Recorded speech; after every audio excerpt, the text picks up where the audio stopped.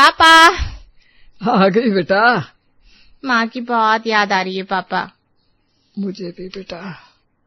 अगर माँ होती ना तो आज मुझे ऐसे गले लगाती और कहती कितने दिनों बाद आई है मेरी बच्ची। बस बेटा, अब तेरी माँ की जगह तो कोई नहीं ले सकता। पापा जी, पूजा की सारी तैयारी हो गई है। ठीक है बहू। पापा, पंडित जी भी आ गए। चलो सब लोग आ जाओ। थोड़ी देर बाद पूजा खत्म हो जाती है। पापा, थोड़ी देर बैठो आपके पास। माँ होती थी तो मैं उनके साथ घंटों बैठ जाती थी। आजा बेटा आजा। माँ के जाने के बाद ना मायका ही सुना हो गया। ऐसा मत बोल बेटा, ये घर आज भी तेरा है, हम सब है ना। पता है पापा, इसीलिए तो बार बार चली आती हूँ। जितनी बार मन करे आया कर बेटा। सच पापा, आपसे एक बात कहूँ? बोल बेटा। हमारे घर का रेनोवेशन चल रहा है। अच्छा। आधा काम हो गया लेकिन पैसे कम पड़ गए हैं, तो बस उसी की टेंशन में हूँ। माँ होती ना तो उनसे अपना हाल कह देती थी, लेकिन अब कुछ समझ में नहीं आता। कितना चाहिए बेटा? माँ नहीं है तो क्या हुआ, मैं हूं ना, बता। नहीं, रहने दीजिए, मैं संभाल लूंगी। अरे अपनों से क्यों भाग रही है? तेरा पिता हूं मैं, तेरे लिए इतना नहीं कर सकता। नहीं पापा, आप वैसे भी अकेले हैं, आप पर बोझ नहीं डालना चाहती। अरे बेटियां कभी बोझ नहीं होती। नहीं पापा। अरे कितने चाहिए तू बता तो सही। बस 1 लाख की कमी है। ठीक है, कल बैंक चलते हैं। सच पापा? हाँ बेटा। माँ होती ना तो बिल्कुल ऐसा ही करती। तेरी माँ की कमी पूरी तो नहीं कर सकता, लेकिन कोशिश जरूर कर सकता हूँ। दूसरी तरफ रसोई में दीदी फिर पैसे लेकर जाएंगी क्या? रहने दो, बाप बेटी के आपस की बात है, पापा जी को अच्छा नहीं लगेगा। हाँ, आखिर बेटी ही तो है, बहनों के लिए इतना तो करना ही चाहिए। सही कहा भैया तुमने। तुम दोनों इस बारे में पापा से कुछ मत कहना, उन्हें अच्छा नहीं लगेगा। ठीक है। उस दिन किसी ने कोई सवाल नहीं किया, सबको लगा बहन मुसीबत में है, पापा मदद कर रहे हैं, इसमें गलत क्या है। और वैसे भी मुसीबत में मायके वाले काम नहीं आएंगे तो कौन आएगा। 2 महीने बाद। अमित, ये नया सोफा यहीं रखवा दो। जी पापा। पापा, घर तो बिल्कुल नया लग रहा है। तेरी माँ का सपना था घर थोड़ा अच्छा दिखे, उसे घर को संवारने का बड़ा शौक था ना। तभी आरती घर के अंदर आती है। वाह पापा, नया सोफा कैसा लगा बेटा? बहुत सुंदर है। दीदी बैठिए ना। पापा एक बात कहूँ? हाँ बोल बेटा। हमारा पुराना सोफा ना बिल्कुल टूट गया है, उस पर तो अभी बैठा भी नहीं जा रहा है। सोचा था नया लेंगे, लेकिन रेनोवेशन में सारे पैसे लग गए। खैर छोड़िए, यहाँ तो नया सोफा अच्छा लग रहा है बहुत। अरे तो क्या हुआ, ये सोफा अभी तक उपयोग में भी नहीं आया है। एक काम कर, तू ये अपने घर ले जा। पापा जी, अभी तो आया है सोफा घर पर। तो क्या हुआ भाभी, पापा चाहेंगे तो दूसरा आ जाएगा। अमित, गाड़ी निकाल और ये सोफे रखवा दे। पापा लेकिन मैंने कहा ना, छोड़ाओ। जी ठीक है। पापा, आप दुनिया के सबसे अच्छे पापा हो, थैंक यू। रेनोवेशन का खर्चा पापा जी ने दिया था, इनका खर्चा कैसे हो गया फिर? धीरे बोलो भाभी, पापा जी ने सुन लिया तो खामखा गुस्सा हो जाएंगे। रहने दो पापा, दूसरा ले आएंगे। शुरुआत में सबको लगा आरती अपने पिता से अपना हक मांग रही है, लेकिन अब हर बार उसका आना और कुछ न कुछ लेकर जाना बेटे बहुओं को खटकने लगा था। उधर धीरज जी को अपनी बेटी में सिर्फ अपनी स्वर्गीय पत्नी की परछाई दिखाई देती थी। उन्हें बिल्कुल भी एहसास नहीं था कि जिस ममता को वो निभा रहे हैं वो धीरे धीरे पूरे घर की खुशियां अपने साथ ले जा रही थी। अब देखना ये था अगली बार आरती अपने पापा से क्या मांगने वाली थी, और क्या इस बार भी धीरज जी बिना कुछ सोचे उसे सब कुछ दे देंगे। कुछ दिन बाद घर में नया एलईडी टीवी लगा हुआ होता है। अरे वाह पापा, आपने तो नया टीवी भी ले लिया। हाँ बेटा, पुराना बार बार खराब हो रहा था, इसलिए अमित ने कहा कि अब नया ही ले लेते हैं। बहुत अच्छा किया। वैसे भी आजकल ना बिना स्मार्ट टीवी के कुछ चलता ही कहाँ है। हाँ, और अब जब पोते पोतियां आएंगे तो कार्टून भी तो देखेंगे। हमारे घर वाला टीवी भी ना पिछले 2 महीने से खराब चल रहा है।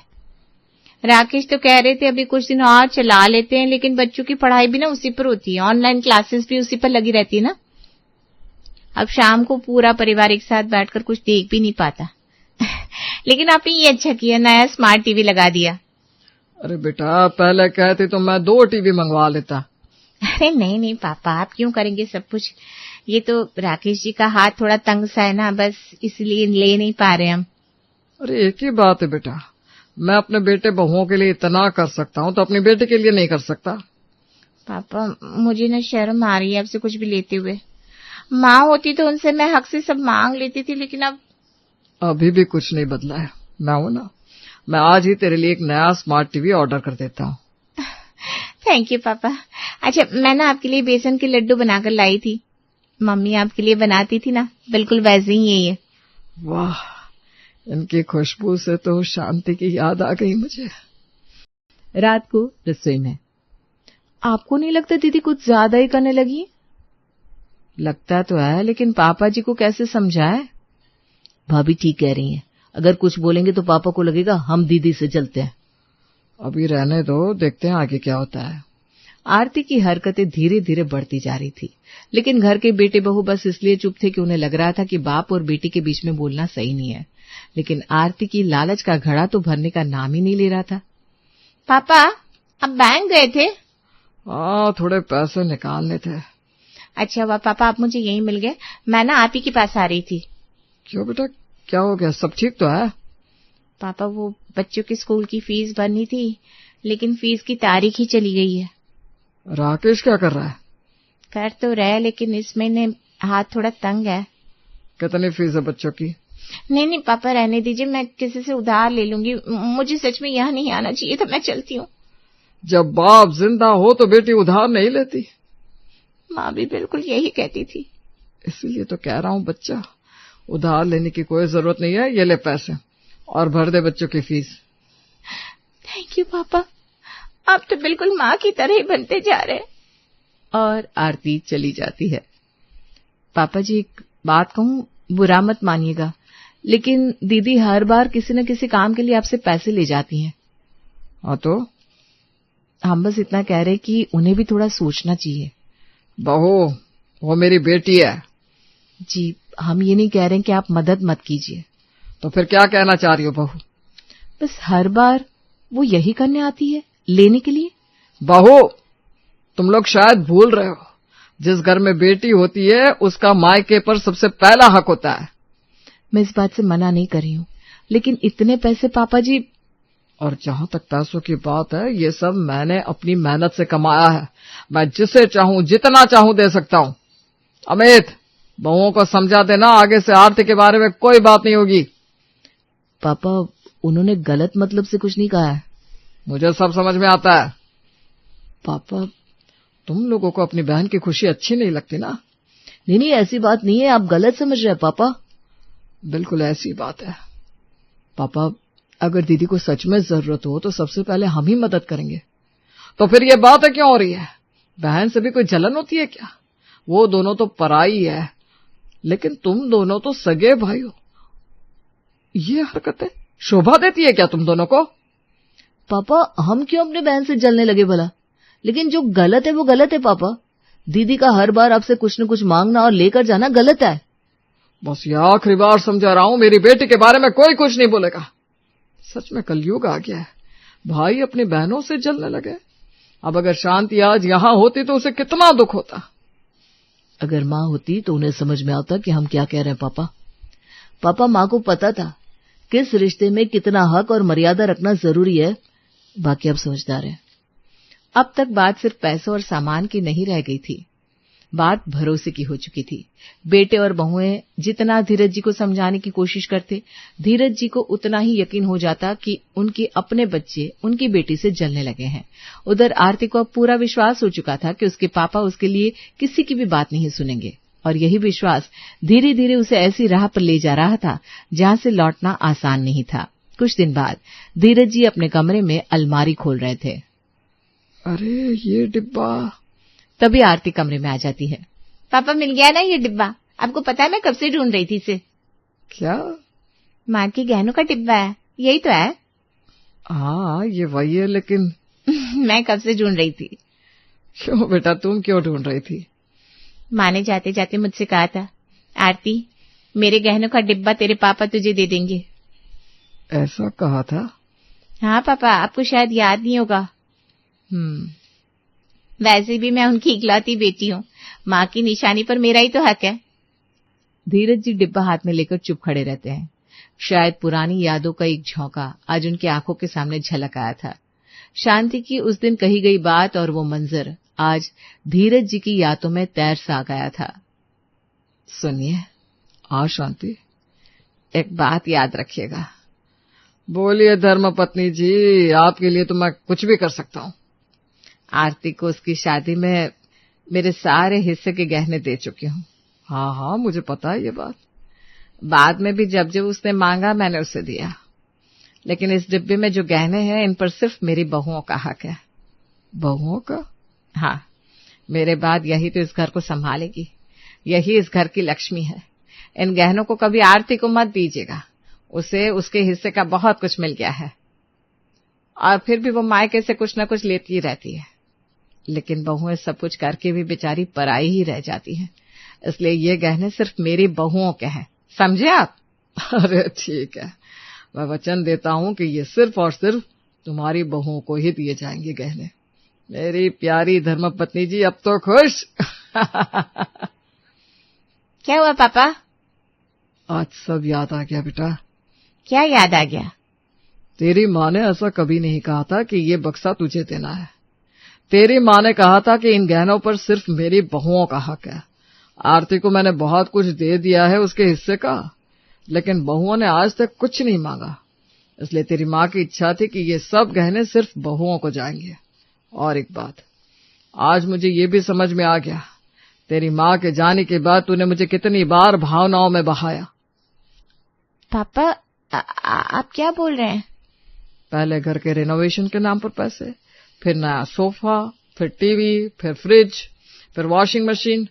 हर बार तू कहती रही माँ होती तो ऐसा करती, और मैं हर बार तेरी माँ को याद करके सब कुछ देता गया। पापा मैंने कुछ गलत नहीं किया। गलत? अगर जरूरत थी तो एक बार भी तेरे मुंह से ये क्यों नहीं निकला? तभी अमित, रोहित, पूजा और नेहा भी वहां आ जाते हैं। पापा। अमित इधर आओ। जी पापा। बहुओं तुम दोनों भी आओ। आज मैं तुम सबसे माफी मांगना चाहता हूँ। जब जब तुम लोगों ने मुझे समझाने की कोशिश की, मैंने हमेशा तुम्हें गलत समझा। मुझे लगा तुम लोग अपनी बहन से जलते हो, लेकिन आज समझ में आया तुम लोग मुझे समझा रहे थे और मैं अपनी ही बेटी की बातों में आता रहा। पूजा, ये डिब्बा पकड़ो। आज से तुम्हारी सास की आखिरी निशानी तुम दोनों की हुई, और वो भी यही चाहती थी कि ये अब तुम दोनों को मिले। आज मैं उसका वचन निभा रहा हूँ। नहीं पापा जी, ये गहने आपके पास ही रहने दीजिए, हमारे लिए आपका आशीर्वाद ही काफी है। नहीं, अगर आज ये डिब्बा मैंने तुम्हें नहीं दिया तो शांति से किया वादा टूट जाएगा। आप अपनी बेटी को नीचे दिखाकर पराये घर की बेटियों को अपना कह रहे हैं पापा? यही लड़कियां मेरी सेवा करती हैं। तेरी माँ के जाने के बाद इन्होंने ही इस घर को संभाला है। यही हमारा वंश भी आगे बढ़ाएगी आरती, इसलिए ये पराई नहीं है। आगे से इस शस्त्र का उपयोग मेरी बहुओं के लिए तो कभी भी मत करना। तो कल भी मेरी बेटी थी, आज भी है, लेकिन अगर बेटियां मायके को सिर्फ हक से तोलने लगे तो वो सौदा बन जाता है, प्रेम नहीं रहता। आरती, कौन भाई होंगे जो अपनी बहन से जलते होंगे, लेकिन साफ दिख रहा था कि आप पापा का फायदा उठा रही हैं। मैं बोलना तो नहीं चाहती, लेकिन आज कह रही हूँ। माँ जी ने हमेशा रिश्तों की मर्यादा बनाए रखी थी। उन्होंने कभी आरती दीदी को हमारे घर के मामलों में पड़ने ही नहीं दिया। वो हमेशा ये ध्यान रखती थी कि बेटी और बहुओं को हमेशा उनका अपना हक मिलता रहे। आपने पापा जी माँ जी के नाम पर काफी इमोशनल किया दीदी, जबकि आपको पता था कि माँ जी ने कभी आपकी तरफदारी नहीं की थी इस चीज में। आरती, शांति की एक खास बात थी कि उसे इंसान की परख थी और मुझे नहीं, इसलिए शायद उसके जाने के बाद मैं इस घर को अच्छे से संभाल नहीं पाया। नहीं पापा जी, ऐसा मत कहिए, आप तो बस अपने पिता होने का फर्ज निभा रहे थे। लेकिन अब मैं अपने ससुर होने का फर्ज भी निभाऊंगा। आरती, तूने अपने हिस्से का हक और पैसा दोनों ले लिया है। अब इस घर में तेरे लिए बस प्यार मिलेगा। तो आज के बाद तू इस घर में आएगी तो ननद की तरह मान, इज्जत और प्यार तो पाएगी, लेकिन तेरा हक अब मैं अदा कर चुका हूँ। और आरती बिना कुछ कहे वहां से चली जाती है। कहते हैं माँ बाप अपनी संतान को कभी मना नहीं कर पाते, लेकिन जब संतान उनके प्यार को अपना अधिकार समझने लगे, तब रिश्तों में दरार आनी शुरू हो जाती है। उस दिन धीरज जी ने अपनी बेटी से प्यार करना बंद नहीं किया, बस उसकी भावनाओं और उसके स्वार्थ के बीच का फर्क पहचान लिया, और यही समझ उस घर को टूटने से बचा गई।